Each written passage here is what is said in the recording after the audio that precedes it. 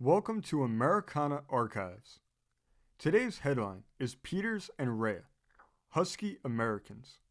It says, some of our young people who are afraid they may ruin their health or impair their enjoyment of life by hard work might with profit read the account of the careers of Samuel Rea of the Pennsylvania Railroad System and of Ralph Peters of the Long Island.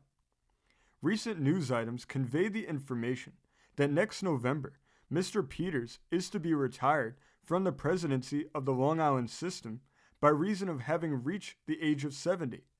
And in about 2 years, Mr. Rea will be retired from the Pennsylvania for the same reason.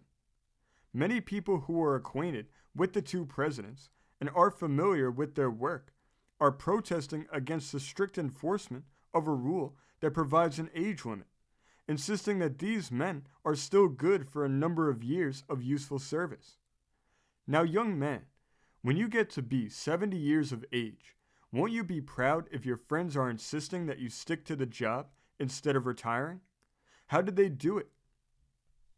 Well, taking Mr. Peters first. He began by being born in Atlanta, about 11 years before Sherman made his famous march from that point to the sea.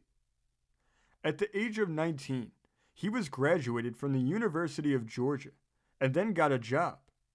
Not a position, just a job, working for the streetcar company in the days when horses furnished the motive power.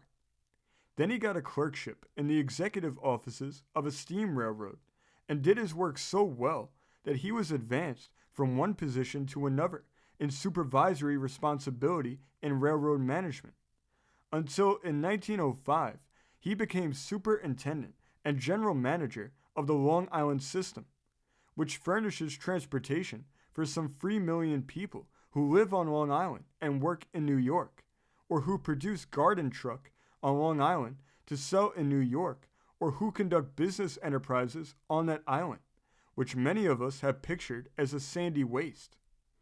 It is a complicated system comprising some 24 roads or steamship lines, a system so intricate that only a mind trained to work of that character could keep it working harmoniously.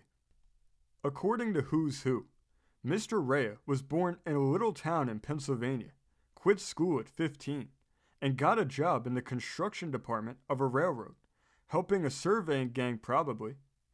At any rate, by the time he was 20, he was assistant engineer in the construction of a chain suspension bridge at Pittsburgh and was active in construction work for a number of years, building the magnificent Pennsylvania Station in New York City and the tunnel connecting therewith, and also the famous Hell Gate Bridge over East River.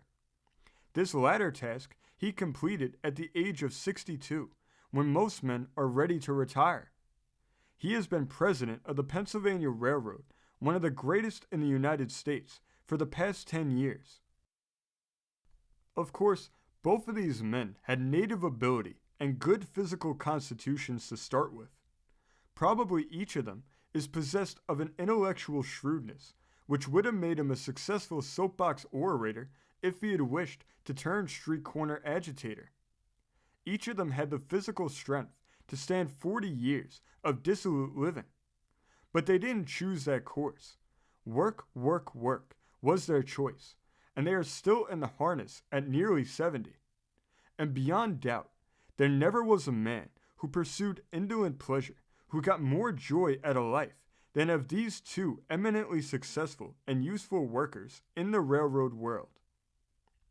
This story came from the great state of Michigan, being reported in the Escanaba Daily Press of June 16, 1923. Thank you for joining us today. If you want to continue to uncover all of America's lost and forgotten history, then remember before you leave to hit the subscribe button, hit the notification bell, and remember to like and comment below. And we will see you next time on Americana Archives.